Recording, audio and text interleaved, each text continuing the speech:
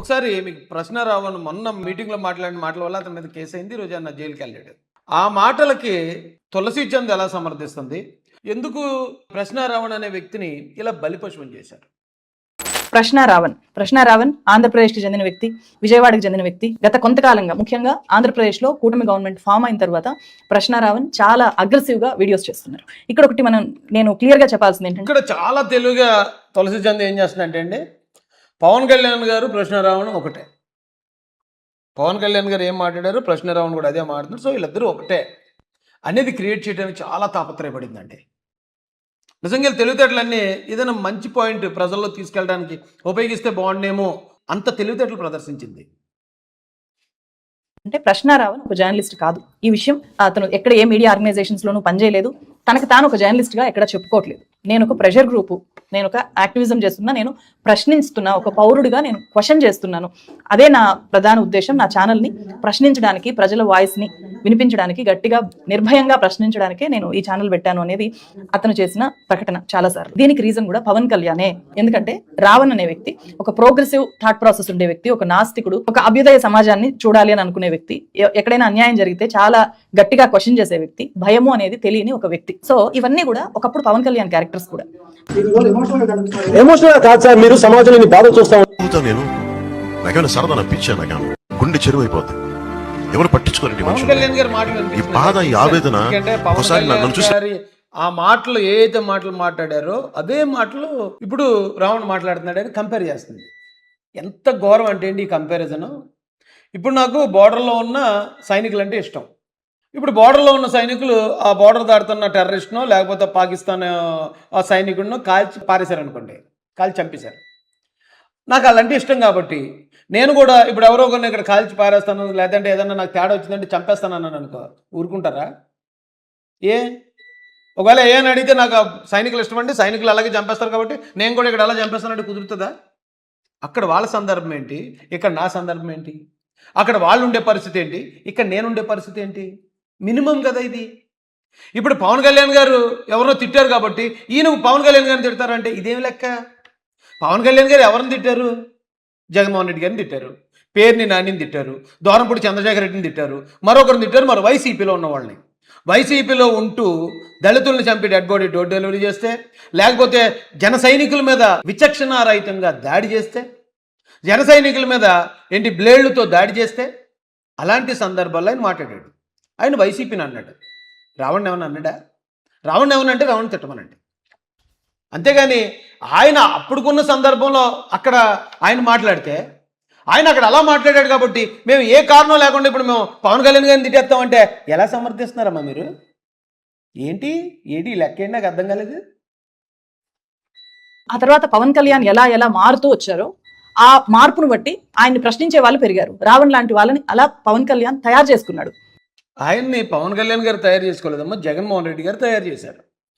ఆయన ఈ మధ్య ఎలా తయారయ్యాడు?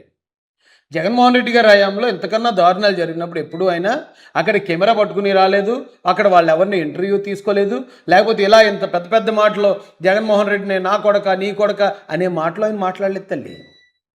కేవలం కూటమి గవర్నమెంట్ వచ్చిన తర్వాత పవన్ కళ్యాణ్ గారు ఎప్పుడైతే డిప్యూటీ సీఎం అయ్యారో అక్కడి నుంచి ఇలా తయారయ్యాడు. అంటే ఈయన అలా తయారు చేశారు జగన్మోహన్ రెడ్డి గారు. ఇది జగన్ గారు తయారు చేస్తే పవన్ కళ్యాణ్ గారు తయారు చేశారనే నీ అర్ధసత్యం ఏదైతే ఉందో అది చాలా తప్పది. అలాంటి తప్పుడు క్రియేషన్స్ చేయడానికి కాదు మిమ్మల్ని ఇంతమంది జనం ఫాలో అయ్యేది, లేకపోతే మీకు ఈ రకమైన ఇది వచ్చేది.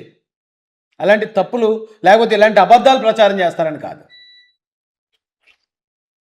అందుకే రావణ్ అనే వ్యక్తి పవన్ కళ్యాణ్ తయారు చేసుకుంటే తయారైన వ్యక్తి, తనంతట తాను తయారైపోలేదు. మీరు కావాలంటే చూడండి, యూట్యూబ్లో సింపుల్గా ఓల్డెస్ట్ వీడియోస్ అని కొడితే వస్తాయి కదా, ఆ వీడియోస్లోకి వెళ్ళి చూడండి. రావణ్ మొదట్లో ఇంత అగ్రెసివ్గా లేడు. పవన్ కళ్యాణ్ ఒక యాక్షన్ అయితే రావణ్ ఒక రియాక్షన్. ఆ యాక్షన్ రియాక్షన్ అనేది పవన్ కళ్యాణ్ గారు సూట్ అవుద్ది. జగన్మోహన్ రెడ్డి ఒక యాక్షన్ అయితే పవన్ కళ్యాణ్ గారు అక్కడ ఇచ్చింది రియాక్షన్. కానీ పవన్ కళ్యాణ్ గారు అక్కడ ఇచ్చిన రియాక్షన్కి ఇక్కడ ఈయన చేసేది ఓవర్ యాక్షన్.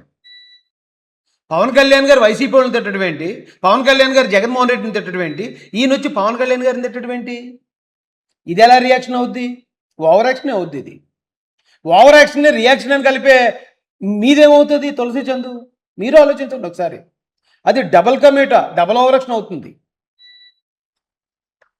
ఇక్కడ పవన్ కళ్యాణ్ మాత్రమే కాదు, ఏ నాయకుడినైనా సరే సామాన్య పౌరులు గట్టిగా వచ్చి క్వశ్చన్ చేస్తున్నారు అంటే వాళ్ళని చూసి, వాళ్ళని అబ్జర్వ్ చేసి, వాళ్ళని ఫాలో అయ్యి ఏది నాకు అర్థం కావట్లేదమ్మా, ఎందుకు అంత క్వశ్చన్ చేయాల్సి వస్తుంది? పవన్ కళ్యాణ్ గారు చేసిన తప్పేంటి? ఆయన వల్ల ఎవరికి నష్టం జరిగింది? ఎవరికి అన్యాయం జరిగింది? ఏ కులానికి అన్యాయం జరిగింది? ఏ మతానికి అన్యాయం జరిగింది? ఎందుకు మీరందరూ ఇంత బాధపడిపోతున్నారు? ఇంత వేదనకి ఎందుకు గురవుతున్నారు? ఎవరైనా చెప్పండి అమ్మ ఒక కారణం. ఏమనంటే అప్పుడు ఆయన ఆ పార్టీతో ఉన్నాడు, ఈ పార్టీతో ఉన్నాడు, లేకపోతే అప్పుడు ఆయన సిద్ధాంతంతో ఉన్నాడు, ఇప్పుడు ఆ సిద్ధాంతం నచ్చితే ఫాలో అవ్వు, సిద్ధాంతం నచ్చకపోతే వదిలే. నిన్నేమి రమ్మ, ఇప్పుడు నేను సిద్ధాంతం మార్చుకున్నా, నువ్వు నాతో రారా బాబు అని చెప్పి ఆయన అయితే ఎవరిని బతులాంటి కదా. ఆయనకి ఏది కరెక్టో చేసుకుంటూ వెళ్తాడు, నచ్చినోడు ఫాలో చేస్తాడు, నచ్చినోడు ఫాలో చేయొద్దు. నీకు నచ్చినోడు ఫాలో చేసుకో మళ్ళీని. అంతేగాని నువ్వు పలానా డ్రెస్ వేసుకున్నప్పుడు నువ్వు నాకు నచ్చావు కాబట్టి నువ్వు ఎప్పుడు అదే డ్రెస్లో తిరిగంటే ఏం లెక్క ఇది? వాళ్ళని ఇష్టపడ్డామని మనకి ఇష్టపడినట్టు వాళ్ళని బతకమని చెప్పకూడదమ్మా. వాళ్ళు ఒకవేళ ఇంకా వాళ్ళు బతికే బ్రతుకంతా మనకి ఇష్టం వచ్చినట్టుంటే ఇష్టపడాలి, లేదు తర్వాత రోజు మనకి ఇష్టం లేనంటే ఆయన ప్రవర్తించాడు అనుకో, మనం ఇష్టపడ్డం మానేయాలి. అంతేగాని నువ్వు పలానా రోజు వైట్ అండ్ వైట్ వేసావు, నువ్వు లైఫ్ లాంగ్ నాకు వైట్ అండ్ వైట్ వేసి కనిపించాలంటే తప్పమ్మా. ఇది ఇలాంటి సమర్థనలో ఇది కరెక్ట్ కాదు. ఇది ఎందుకు అంత విషయం కక్కేస్తున్నారు ఒక నాయకుడి మీద?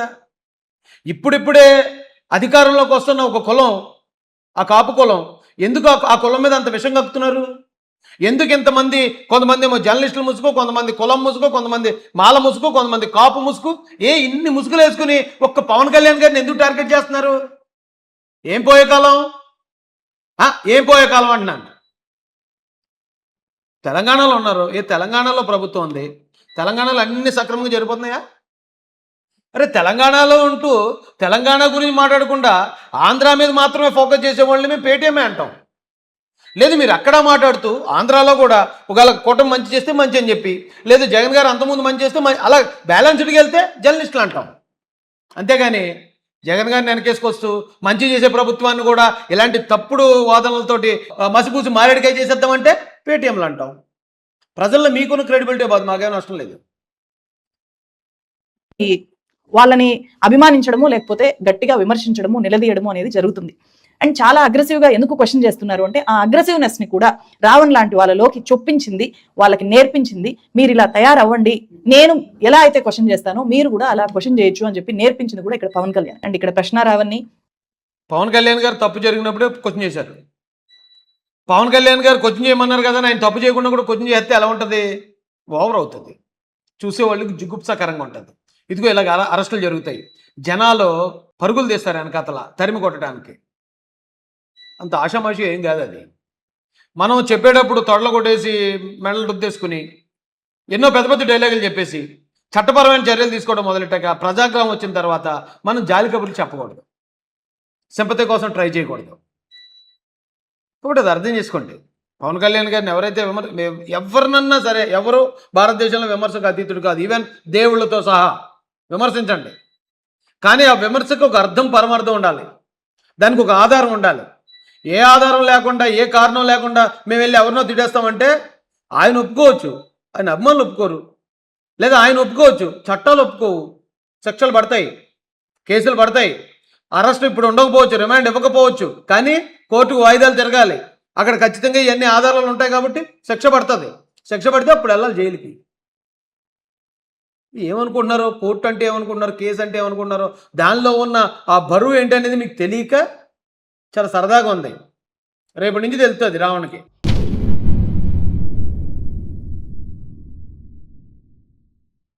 ఒకసారి మీకు ప్రశ్న రావణ్ మొన్న మీటింగ్లో మాట్లాడిన మాటల వల్ల అతని మీద కేసు అయింది, ఈరోజు అన్న జైలుకి వెళ్ళాడు.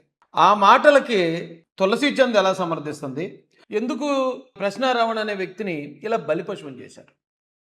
ప్రశ్న రావణ్ ఆంధ్రప్రదేశ్కి చెందిన వ్యక్తి, విజయవాడకి చెందిన వ్యక్తి. గత కొంతకాలంగా ముఖ్యంగా ఆంధ్రప్రదేశ్లో కూటమి గవర్నమెంట్ ఫామ్ అయిన తర్వాత ప్రశ్న రావణ్ చాలా అగ్రెసివ్గా వీడియోస్ చేస్తున్నారు. ఇక్కడ ఒకటి నేను క్లియర్గా చెప్పాల్సింది ఏంటంటే, ఇక్కడ చాలా తెలుగుగా తులసి చంద్ ఏం చేస్తుందంటే అండి, పవన్ కళ్యాణ్ గారు ప్రశ్న రావణ్ ఒకటే.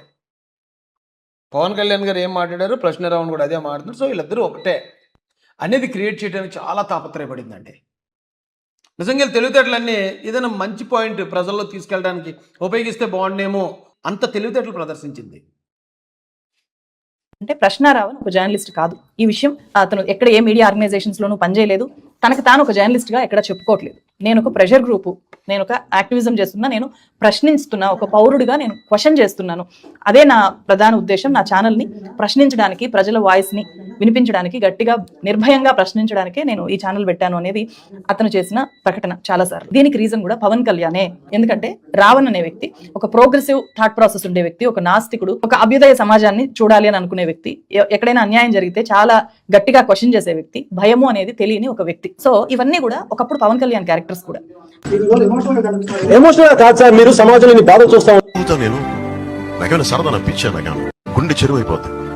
ఎవరు పట్టించుకోరండి పవన్ మనుషులు. కళ్యాణ్ గారి మాటలు ఈ వినిపిస్తున్నాయి. బాధ, ఈ ఆవేదన ఎందుకంటే పవన్ ఒకసారి నన్ను కళ్యాణ్ చూసి గారి ఆ మాటలు ఏదైతే మాటలు మాట్లాడారో అదే మాటలు ఇప్పుడు రావణ్ మాట్లాడుతున్నాడని కంపేర్ చేస్తుంది. ఎంత ఘోరం అంటే ఏంటి ఈ కంపారిజన్. ఇప్పుడు నాకు బోర్డర్లో ఉన్న సైనికులు అంటే ఇష్టం. ఇప్పుడు బోర్డర్లో ఉన్న సైనికులు ఆ బోర్డర్ దాడుతున్న టెర్రరిస్ట్నో లేకపోతే పాకిస్తాన్ ఆ సైనికుడినో కాల్చి పారేశారు అనుకోండి, కాల్చి చంపేశారు. నాకు అలాంటి ఇష్టం కాబట్టి నేను కూడా ఇప్పుడు ఎవరో కొన్ని ఇక్కడ కాల్చి పారేస్తాను, లేదంటే ఏదన్నా నాకు తేడా వచ్చిందంటే చంపేస్తాను అన్నాను అనుకో, ఊరుకుంటారా? ఒకవేళ అని అడిగితే నాకు సైనికులు ఇష్టం అండి, సైనికులు అలాగే చంపేస్తారు కాబట్టి నేను కూడా ఇక్కడ అలా చంపేస్తానంటే కుదురుతుందా? అక్కడ వాళ్ళ సందర్భం ఏంటి, ఇక్కడ నా సందర్భం ఏంటి? అక్కడ వాళ్ళు ఉండే పరిస్థితి ఏంటి, ఇక్కడ నేను ఉండే పరిస్థితి ఏంటి? మినిమం కదా ఇది. ఇప్పుడు పవన్ కళ్యాణ్ గారు ఎవరో తిట్టారు కాబట్టి ఈయన పవన్ కళ్యాణ్ గారిని తిడతారంటే ఇదేమి లెక్క? పవన్ కళ్యాణ్ గారు ఎవరిని తిట్టారు? జగన్మోహన్ రెడ్డి గారిని తిట్టారు, పేర్ని నానిని తిట్టారు, దూరంపూడి చంద్రశేఖర్ రెడ్డిని తిట్టారు, మరొకరిని తిట్టారు, మరో వైసీపీలో ఉన్న వాళ్ళని. వైసీపీలో ఉంటూ దళితుల్ని చంపి డెడ్ బాడీ డోర్ డెలివరీ చేస్తే, లేకపోతే జన సైనికుల మీద విచక్షణారహితంగా దాడి చేస్తే, జన సైనికుల మీద ఏంటి బ్లేడ్లతో దాడి చేస్తే, అలాంటి సందర్భాల్లో ఆయన మాట్లాడాడు. ఆయన వైసీపీని అన్నాడు. రావణ్ ఏమన్నా అన్నాడా? రావణ్ ఏమన్నా అంటే రావణ్ తిట్టమనండి. అంతేగాని ఆయన అప్పుడుకున్న సందర్భంలో అక్కడ ఆయన మాట్లాడితే, ఆయన అక్కడ అలా మాట్లాడాడు కాబట్టి మేము ఏ కారణం లేకుండా ఇప్పుడు మేము పవన్ కళ్యాణ్ గారిని తిట్టేస్తామంటే ఎలా సమర్థిస్తున్నారమ్మా మీరు? ఏంటి లెక్క ఏంటి? నాకు అర్థం కాలేదు. ఆ తర్వాత పవన్ కళ్యాణ్ ఎలా మారుతూ వచ్చారో ఆ మార్పును బట్టి ఆయన్ని ప్రశ్నించే వాళ్ళు పెరిగారు. రావణ్ లాంటి వాళ్ళని అలా పవన్ కళ్యాణ్ తయారు చేసుకున్నాడు. ఆయన్ని పవన్ కళ్యాణ్ గారు తయారు చేసుకోలేదమ్మా, జగన్మోహన్ రెడ్డి గారు తయారు చేశారు. ఆయన ఈ మధ్య ఎలా తయారయ్యాడు? జగన్మోహన్ రెడ్డి గారి హయాంలో ఇంతకన్నా దారుణాలు జరిగినప్పుడు ఎప్పుడు ఆయన అక్కడ కెమెరా పట్టుకుని రాలేదు, అక్కడ వాళ్ళు ఎవరిని ఇంటర్వ్యూ తీసుకోలేదు, లేకపోతే ఇలా ఇంత పెద్ద పెద్ద మాటలు జగన్మోహన్ రెడ్డిని నా కొడక నీ కొడక అనే మాటలు ఆయన మాట్లాడలేదు తల్లి. కేవలం కూటమి గవర్నమెంట్ వచ్చిన తర్వాత పవన్ కళ్యాణ్ గారు ఎప్పుడైతే డిప్యూటీ సీఎం అయ్యారో అక్కడి నుంచి ఇలా తయారయ్యాడు. అంటే ఈయన అలా తయారు చేశారు జగన్మోహన్ రెడ్డి గారు. ఇది జగన్ గారు తయారు చేస్తే పవన్ కళ్యాణ్ గారు తయారు చేశారనే నీ అర్ధసత్యం ఏదైతే ఉందో అది చాలా తప్పది. అలాంటి తప్పుడు క్రియేషన్స్ చేయడానికి కాదు మిమ్మల్ని ఎంతమంది జనం ఫాలో అయ్యేది, లేకపోతే మీకు ఈ రకమైన ఇది వచ్చేది. అలాంటి తప్పులు లేకపోతే ఇలాంటి అబద్ధాలు ప్రచారం చేస్తారని కాదు. అందుకే రావణ్ అనే వ్యక్తి పవన్ కళ్యాణ్ తయారు చేసుకుంటే తయారైన వ్యక్తి, తనంతట తాను తయారైపోలేదు. మీరు కావాలంటే చూడండి, యూట్యూబ్లో సింపుల్గా ఓల్డెస్ట్ వీడియోస్ అని కొడితే వస్తాయి కదా, ఆ వీడియోస్లోకి వెళ్ళి చూడండి. రావణ్ మొదట్లో ఇంత అగ్రెసివ్గా లేడు. పవన్ కళ్యాణ్ ఒక యాక్షన్ అయితే రావణ్ ఒక రియాక్షన్.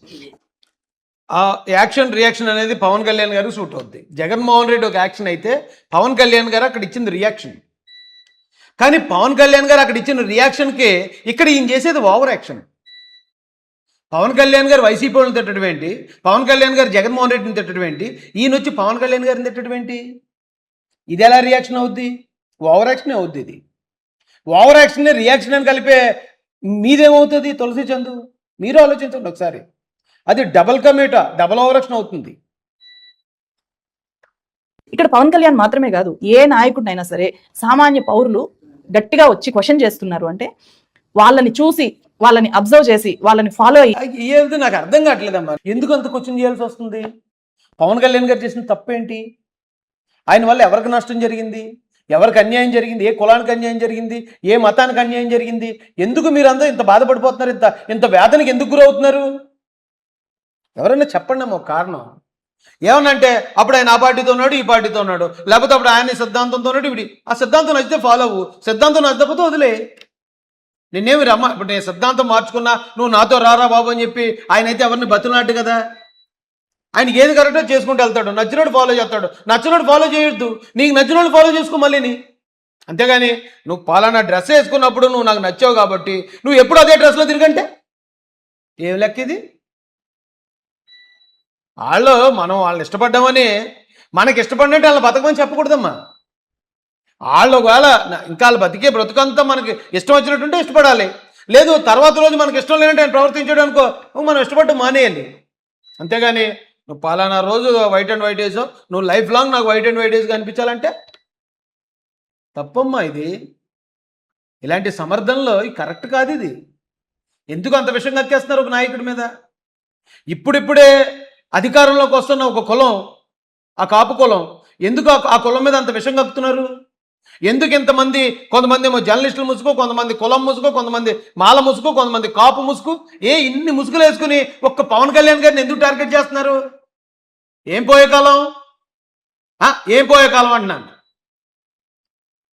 తెలంగాణలో ఉన్నారు, తెలంగాణలో ప్రభుత్వం ఉంది, తెలంగాణలో అన్ని సక్రమంగా జరిగిపోతున్నాయా? అరే తెలంగాణలో ఉంటూ తెలంగాణ గురించి మాట్లాడకుండా ఆంధ్ర మీద మాత్రమే ఫోకస్ చేసే వాళ్ళని మేము పేటీఎమే అంటాం. లేదు మీరు అక్కడ మాట్లాడుతూ ఆంధ్రాలో కూడా ఒకవేళ కూటమి మంచి చేస్తే మంచి అని చెప్పి, లేదు జగన్ గారు అంతకుముందు మంచి చేస్తే అలా బ్యాలెన్స్డ్కి వెళ్తే జర్నలిస్టులు అంటాం.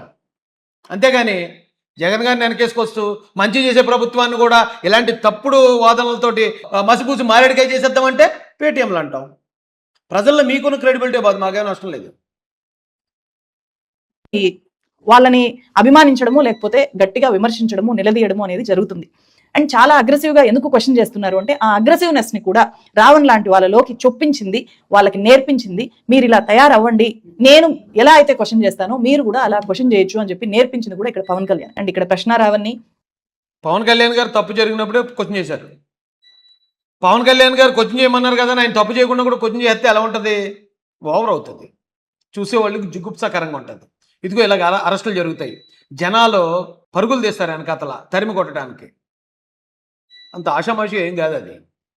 మనం చెప్పేటప్పుడు తొడలు కొట్టేసి మెడలు రుద్దేసుకుని ఎన్నో పెద్ద పెద్ద డైలాగులు చెప్పేసి చట్టపరమైన చర్యలు తీసుకోవడం మొదలెట్టాక ప్రజాగ్రహం వచ్చిన తర్వాత మనం జాలి కబుర్లు చెప్పకూడదు, సింపతి కోసం ట్రై చేయకూడదు. ఇప్పుడు అది అర్థం చేసుకోండి. పవన్ కళ్యాణ్ గారిని ఎవరైతే ఎవరినన్నా సరే, ఎవరు భారతదేశంలో విమర్శకు అతీతుడు కాదు, ఈవెన్ దేవుళ్ళతో సహా విమర్శించండి.